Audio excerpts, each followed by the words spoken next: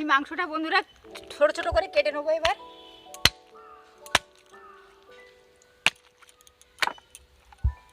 নমস্কার বন্ধুরা, মিশাস village kitchen আপনাদের অনেক অনেক স্বাগত। আজকে নিয়ে চলে এসেছি একদম দারুণ একটা রেসিপি। সামনেই তো হোলি, একদম হোলি স্পেশাল আজকে চিকেন কষা হবে। এই যে একদম লেগ পিস আছে, দুখানা লেগ পিস, একদম দুখানা লেগ পিস নিয়ে আছে চলে এসেছি। আজকে এই দিয়ে হবে Holi special chicken curry recipe. তো একদম একটা অন্যরকমভাবে আজকে চিকেনটা রান্না করব। তো এইভাবে চিকেন কষা বানালে কিন্তু বাড়িতে একদম লোকজন আসলেও, গেস্ট আসলেও কিন্তু তাদেরকে বানিয়ে দিলে একদম পুরো নাম করবে যে এত সুন্দর রান্না হয়েছে। তো আজকে পুরো ভিডিওটা দেখবেন প্রথম থেকে শেষ পর্যন্ত। মা ওদিকে মাংসটা কেটে নেবে আর আমি ওদিকে বাকি কাজগুলো করে নেব, সবজিগুলো কেটে নেব। হোলি স্পেশাল একদম চিকেন কারি হবে আজকে।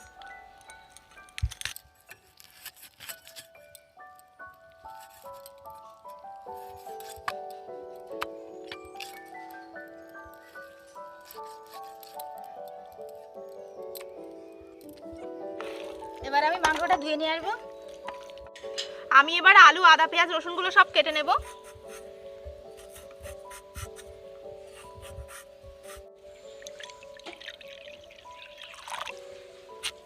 একদম এরকম বড় বড় করে আলু দেব।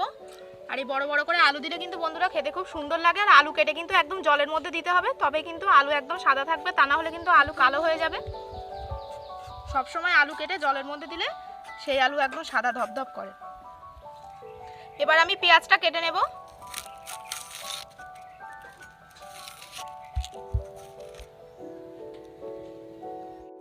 বন্ধুরা মাংসটা কেটে ধুয়ে এনেছি, এবার আমি ম্যারিনেট করে নেব। প্রথমে এখানে আমি 100 গ্রাম মতো টক দই নিয়েছি। টক দইটা ভালো করে ফ্যাটিয়ে নিয়েছি। এবার আমি টক দইটা দিয়ে দেব, হলুদ গুঁড়ো দিয়ে দেব, আর দিয়ে দেব সর্ষের তেল। বন্ধুরা এরকম হলুদ দিয়ে আর দই দিয়ে মাংস ম্যারিনেট করে রাখলে কিন্তু সেই মাংস খেতে খুব সুন্দর লাগে, আর রান্নাটাও কিন্তু খুব সুন্দর হয়। মাংসটা আমার ম্যারিনেট করা হয়ে গেছে। এইভাবে ম্যারিনেট করে আমি 15 মিনিট মতো রেখে দেব। উনুনটা এবার ধরিয়ে নেব।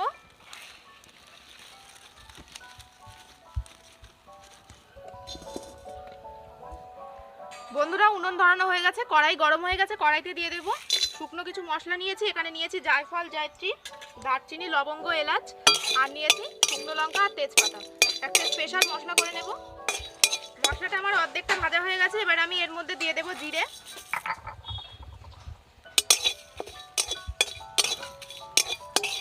মশলাটা আমার ভাজা হয়ে গেছে, এবার আমি নামিয়ে নেব।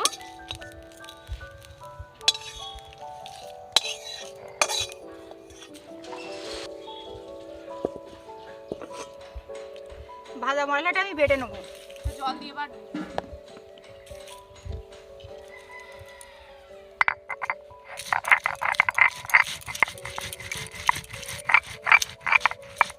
এবার আমি কড়াইতে দিয়ে দেব সরষের তেল।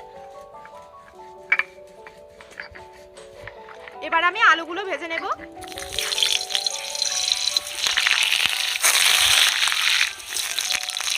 একটু হলুদ দিয়ে দেব আর একটু লবণ দিয়ে দেব।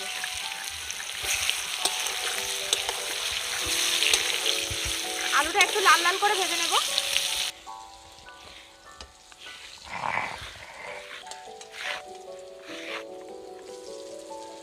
আমি আদা রসুন একসঙ্গে বেটে নেবো।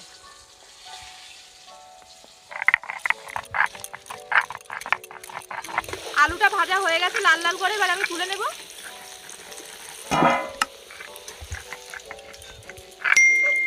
একদম বড় বড় সাইজের আলু, আর এইরকম বড় বড় করে আলু দিলে কিন্তু বন্ধুরা মাংসই খেতে কিন্তু খুব সুন্দর লাগে।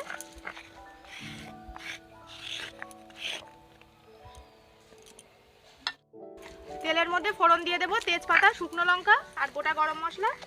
একটু চিনি দিয়ে দেবো বন্ধুরা কালারের জন্য। এবার আমি তেলের মধ্যে দিয়ে দেবো কুচিয়ে রাখা পেঁয়াজ।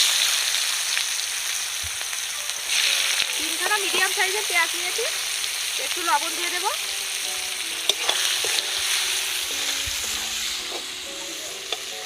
পেঁয়াজটা একদম লাল লাল করে ভেজে নেব।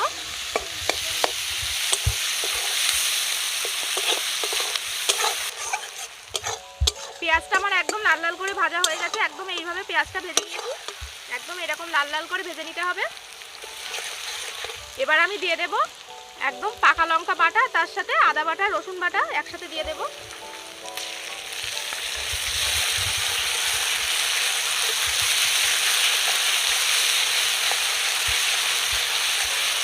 ভালো করে কিন্তু পেঁয়াজের সাথে ভেজে নিতে হবে।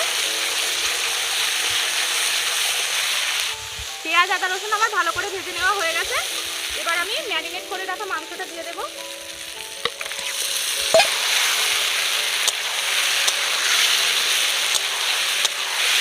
ভালো করে এবার কষিয়ে নিতে হবে।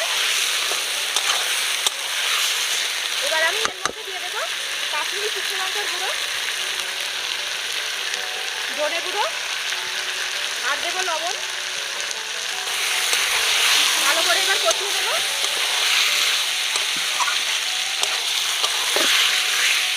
এবার আমি কুচিয়ে রাখা টমেটো দিয়ে দেবো।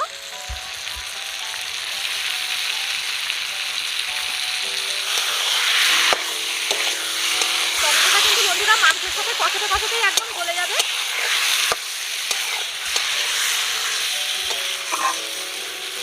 এবার আস্তে আস্তে কষিয়ে নেব।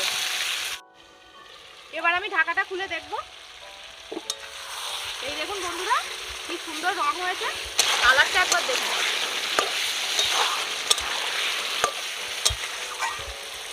ভেজে রাখা আলু আর তার সাথে একটা গোটা রসুন দিয়ে দেব।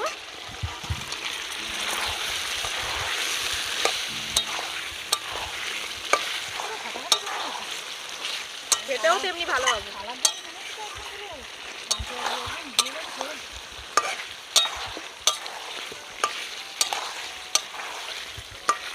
বন্ধুরা এইভাবে মাংস রান্না করলে যে কেউ কিন্তু একদম প্রশংসা করবে। আর আপনারা কিন্তু অবশ্যই বাড়িতে এইভাবে একবার বানিয়ে খেয়ে দেখবেন।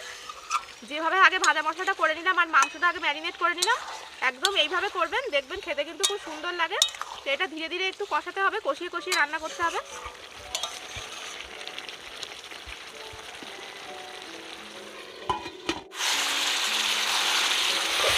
দই দিয়ে বন্ধুরা ম্যারিনেট করে রেখেছিলাম বলে দেখুন কি সুন্দর তেলের কালারটা হয়েছে।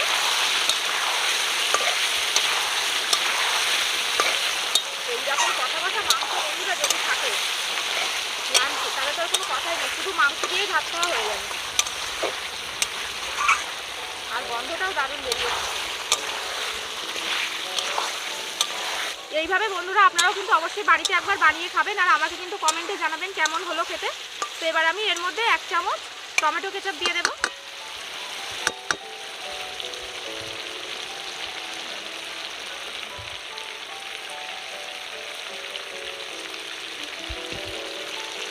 এক চামচ মতন টমেটো কেচাপ দিয়ে দিলাম। ভেজে যে মশলাটা রেখেছিলাম বেটে, সেটা এবার দিয়ে দেব। জায়ফল, জয়িত্রী, জিরে, শুকনো লঙ্কা আর গরম মশলা আর তার সাথে ছিল তেজপাতা, সব কিছু দিয়ে এবার ভালো করে কষিয়ে নেব। আর এইভাবে বন্ধুরা মশলাটা দেওয়ার ফলে কিন্তু খুব সুন্দর একটা গন্ধও বেরোচ্ছে ভাজা মশলাটা দেওয়ার পরে।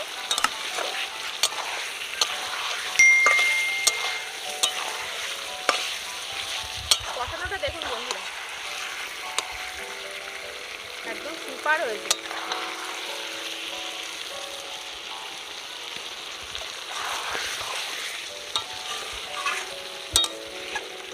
কষানো আমার হয়ে গেছে। এবার আমি একটু জল দিয়ে দেবো, অল্প করেই দেবো জল।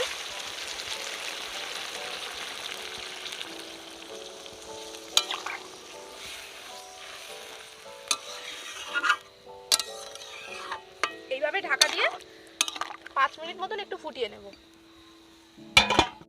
এবার ঢাকাটা খুলে দেখব। একদম অল্প অল্প গ্রেভি গ্রেভি চিকেন কষা বন্ধুরা আমাদের রেডি হয়ে গেছে। এবার আমি এর উপরে একটু বাটার দিয়ে দেবো, চামচ মতো বাটার দিয়ে দেবো।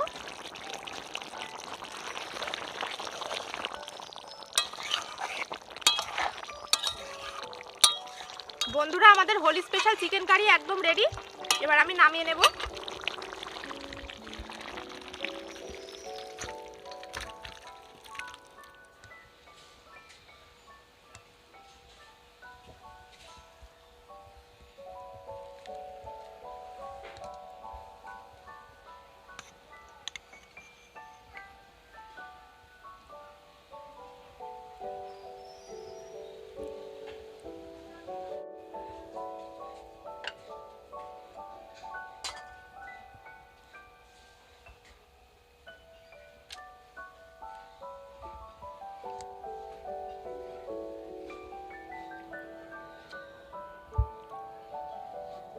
গরম গরম কষা চিকেন।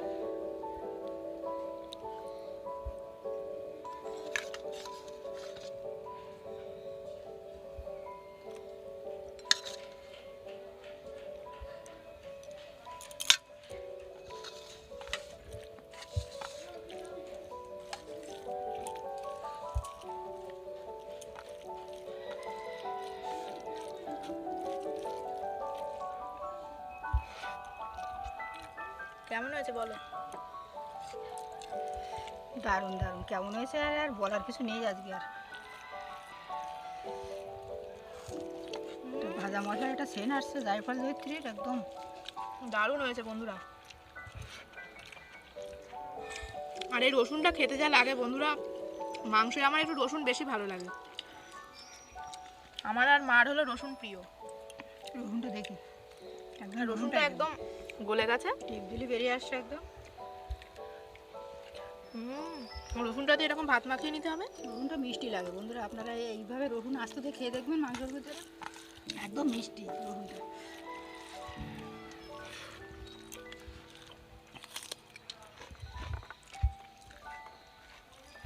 লেগ পিস,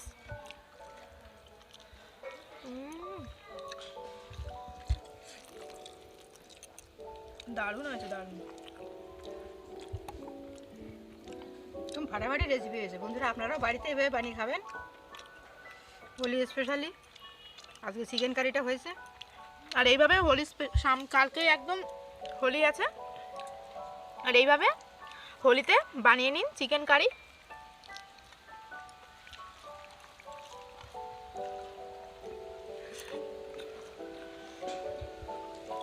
তো বন্ধুরা, এই পুরো ভিডিওটা কেমন লাগলো সেটা কিন্তু অবশ্যই কমেন্টে জানাবেন। আর ভালো লাগলে একটা লাইক করবেন, শেয়ার করবেন। তো ভালো থাকবেন, সুস্থ থাকবেন, আর অবশ্যই কিন্তু চ্যানেলটি সাবস্ক্রাইব করবেন আর পাশে থাকা বেল আইকন প্রেস করে দেবেন সবার আগে নোটিফিকেশন পাওয়ার জন্য। তো আজ আসি, দেখা হবে আবার একটি নতুন ভিডিওতে।